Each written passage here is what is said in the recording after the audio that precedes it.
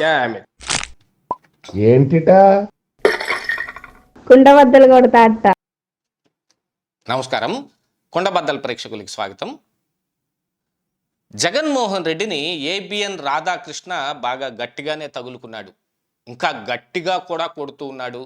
ఈరోజు కూడా ఒక వీకెండ్ కామెంట్ రాధాకృష్ణ దగ్గర నుంచి రిలీజ్ అయింది, ప్రోమో టీజర్ రిలీజ్ అయింది. మరి సాయంత్రం లోపు మరి అది ఎన్ని ప్రకంపనలు సృష్టించబోతుందో, ఇంకా అందులో ఏముండబోతున్నాయో.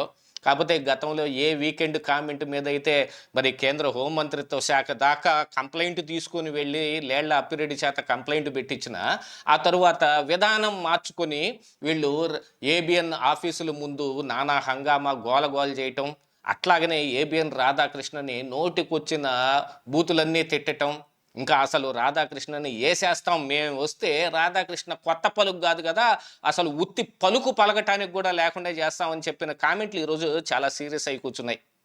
కేంద్ర హోంమంత్రి అమిత్ షానే దీని గురించి స్వయానా పట్టించుకుని దీని మీద వాకప్ చేస్తూ ఉన్నారు. దీని మీద విషయం మొత్తం ఆయన టేబుల్ మీదకి తెప్పించుకునే ప్రయత్నం చేస్తున్నారు అనేది కనపడుతుంది. ఎందుకంటే మీడియా యొక్క పవర్ ఏంటనేది దాదాపుగా రాజకీయ నాయకులందరికీ తెలుసు. కాకపోతే జగన్మోహన్ రెడ్డి అయితే తన పందాలో తాను వెళ్తూ ఉంటాడు. ఏ మీడియా సరైన కవరేజ్ కూడా ఇవ్వకపోతే కాంగ్రెస్ పార్టీ పరిస్థితి దేశవ్యాప్తంగా ఇలా ఉంది. రాహుల్ గాంధీ చెప్పే ఏ మాటని గతంలో మరి మీడియా కూడా పట్టించుకోకుండా వాళ్ళకి కనీసం ప్రచారం కూడా ఇవ్వకపోతే కాంగ్రెస్ పార్టీ ఇంకా పైకి లేవలేని స్టేటస్లోనే ఉంది. అలాంటి మీడియాతోటి సత్సంబంధాలు పెట్టుకునో లేకపోతే గోధీ మీడియా అని పేరు తెచ్చుకునైనా సరే ఉన్న మీడియాను మొత్తం కవర్ చేసుకొని మోడీ అమిత్ షాలు ఈ రోజుకి మరి కేంద్రంలో చక్రం తిప్పుతున్నారు. దానికి గల కారణం ఏంటి అందరికీ బాగా తెలిసిందే. సోషల్ మీడియా మన వైపు ఉంది, మనకేం పర్వాలేదు, సోషల్ మీడియాలో మనం కావాల్సిన విధంగా ప్రచారం చేసుకుంటాం, ట్రోలింగ్ చేసేస్తాం.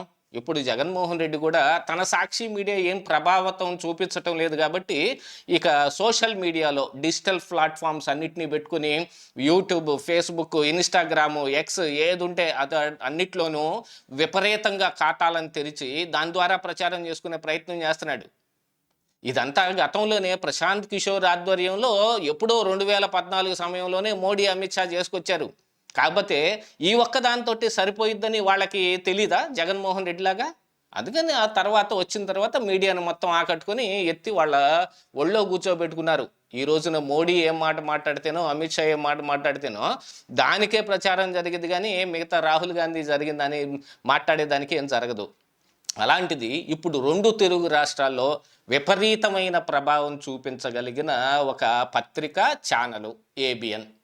ఈ ఏబిఎన్ తోటి జగన్మోహన్ రెడ్డి సున్నం పెట్టుకుని ఇక భూస్థాపితం అయిపోవటమే అన్నట్టుగా తయారై కూర్చుంది పరిస్థితి ఈ రోజున. మరి ఏబిఎన్ ఆర్కే తలుచుకుంటే చాలా ఇంటర్నల్ వ్యవహారాలు మొత్తాన్ని తీసి బయటపెట్టగలడు. గతంలో అసలు ఈయన జీసస్ తోటి అర్ధరాత్రి మాట్లాడతాడు, లేకపోతే రాజశేఖర్ రెడ్డి ఆత్మతో మాట్లాడతాడు అనే విషయాన్ని కూడా బయటకు ఎవరో ఒకళ్ళు లీక్ చేసిందే కదా. అంటే ఇంటర్నల్గా జగన్మోహన్ రెడ్డి బెడ్రూమ్ దాకా వెళ్ళగలిగిన స్టేటస్లో ఈ రోజున మరి మీడియా ఉంది. మరి దీన్ని జగన్మోహన్ రెడ్డి తిప్పి కొట్టలేకపోయాడు. నేను అలాగేం చెయ్యను, కావాలంటే రండి చూసుకుందాం అని అనలేకపోయాడు. ఇక ఆ తరువాత వాళ్ళ కుటుంబంలో మధ్య ఉన్న విభేదాలని మొట్టమొదట బయటపెట్టినోడు ఏబిఎన్ ఆర్కేనే. షర్మిల కొత్త పార్టీ పెట్టబోతుందనేది కానీ, విజయమ్మని పార్టీ నుంచి ఎల్లగొట్టేస్తారనేది కానీ, వీళ్ళ మీద జగన్మోహన్ రెడ్డి, భారతీ రెడ్డిలు కోర్టు దాకా వెళ్తారనేది కానీ మొత్తం అన్నిటినీ బయటపెట్టింది ఏబిఎన్ ఆర్కేనే. ఎందుకంటే వాళ్ళకు కూడా ఇంటర్నల్గా చాలా లింకులు ఉంటాయి. ఎంత వైఎస్ఆర్ కాంగ్రెస్ పార్టీలో ఉన్నప్పటికీ, జగన్మోహన్ రెడ్డికి అనుగుణంగానే పనిచేస్తూ ఉన్నప్పటికీ లీకులు ఇవ్వటానికి ఏమొచ్చింది? చాలామంది నాయకులు లీకులు ఇస్తూ ఉన్నారు. మరి నిన్న మరి క్యాబినెట్ మీటింగ్లో జరగాల్సిన ఈ అజెండాలు వీటన్నిటిని కూడా లీక్ చేస్తున్నారని చంద్రబాబు నాయుడు కూడా ఎందుకని కోప్పడాల్సి వచ్చింది? ఎక్కడో చోట లీకులు ఖచ్చితంగా ఉంటాయి. అందున మీడియా తలుచుకుంటే, ఇన్వెస్టిగేటివ్ జర్నలిజం చేయదలుచుకుంటే ఎవరి బొక్కనైనా యాడ్నించైనా పట్టుకొచ్చుద్ది. అలాంటి మీడియా మీద మనకి ఏదైనా కోపం వచ్చింది అనుకోండి, రాజశేఖర్ రెడ్డి లాగా సైలెంట్గా ఉండాలి. యాక్చువల్గా ఆయన కూడా సైలెంట్గా ఏం లేడు. ఈనాడు, ఆంధ్రజ్యోతి వాళ్ళని ఏదో ఒక రకంగా ఇబ్బంది పెట్టే కార్యక్రమం చేశాడు. వాళ్ళకి ధీటుగా జగన్మోహన్ రెడ్డి చేత ఆనాడు మరి ఇందిరా టెలివిజను, సాక్షి పత్రిక ఇవి కూడా పెట్టించాడు. ఇవన్నీ చేసినా కూడా ఇవంతా ఒక పార్టీకి సంబంధించినయో, ఒక కొన్ని వ్యక్తులకు సంబంధించిన మీడియాలో అయిపోతున్నాయి. ఇదంతా రాజకీయ సంబంధమైన మీడియా అయిపోయి అది ఏ రోజు పైకి రాలేకపోతుంది. వీళ్ళు ఈ యొక్క అవసరమైన నాడు ప్రశ్నించిన ఎవరికైతే కొంచెం ఫరగా ఉంటుందో మీడియా, ఆ మీడియా ప్రభావం చూపగలుగుతుంది. ఎక్స్టర్నల్ మీడియా ఎప్పుడూ ప్రభావమే చూపించుద్ది. పార్టీకి ఇంటర్నల్గా ఒక మీడియా పెట్టుకున్నారనుకోండి, పాంప్లెట్ లాగానే ఉంటుంది. ఎందుకంటే వాళ్ళు చాలా ప్రశ్నలని ప్రజల దాకా తీసుకెళ్ళలేరు. ప్రజలు ఎప్పుడైనా ఏం కోరుకుంటారు? మన తరపున ప్రశ్నించేవాడు ఎవడైనా ఉండాలని కోరుకుంటారు. కాకపోతే జగన్మోహన్ రెడ్డి అదేం చేయడు.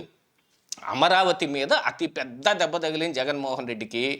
ఖచ్చితంగా అది చట్టబద్ధత జరగబోతున్న సమయంలో మావిగనని కొత్తది తీసుకొని వచ్చినప్పుడు మరి మీడియా ప్రశ్నించి తీరుద్ది కదా.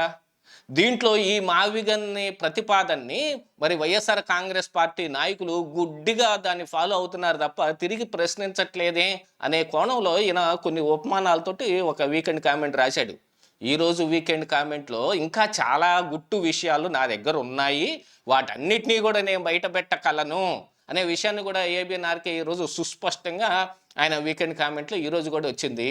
మరి ఇక ఈ వీకెండ్ కామెంట్ వచ్చిన తర్వాత ఇంకేం గొడవలు జరుగుతాయో ఇంకోసారి మరి అది కూడా ఇన్ ఫ్యూచర్ తెలిసిపోతుంది. ఈరోజు సాయంత్రం లోపు తెలిసిపోతుంది.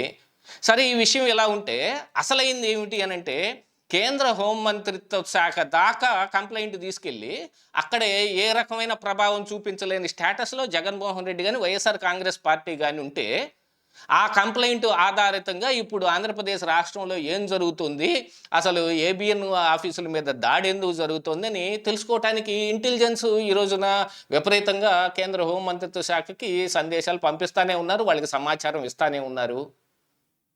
ఇక్కడ ఏబిఎన్ రాధాకృష్ణ చేసిన తప్పేమిటనే దాని మీద కానీ, లేకపోతే జగన్మోహన్ రెడ్డి మాట్లాడిన విధానం ఎలా ఉందనే దాని మీద కానీ, ఇంకా అసలు వైఎస్ఆర్ కాంగ్రెస్ పార్టీ నాయకులు దాష్టీకం ఎలాగుందనే దాని మీద కూడా ఈరోజు చర్చ నడుస్తోంది.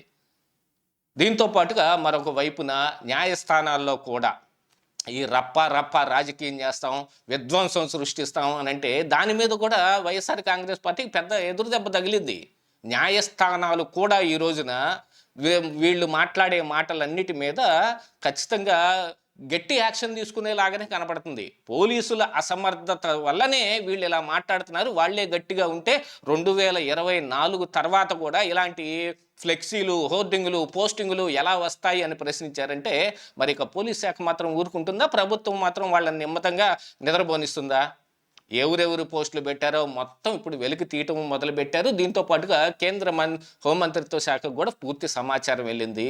ఆల్మోస్ట్ ఆల్ అమిత్ షా ఆ ఏబిఎన్ఆర్కేకి ఫోన్ చేసి మాట్లాడే విధంగా పరిస్థితులు ఉన్నాయనేది కూడా కొంత సమాచారం ఢిల్లీ నుంచి అందుతూ ఉంటే, మరి జగన్మోహన్ రెడ్డి ఒంటరి అయిపోయాడుగా. ఇక్కడ పైనున్న కేంద్రంలో ఉన్న పార్టీలు ఈయనకు మద్దతు లేక, రాష్ట్రంలో ఉన్న పార్టీలతోటి ఈయన సున్నం పెట్టుకొని, మీడియాతో కూడా గొడవలు పెట్టుకొని జగన్ ఇంకేం సాధిస్తాడు?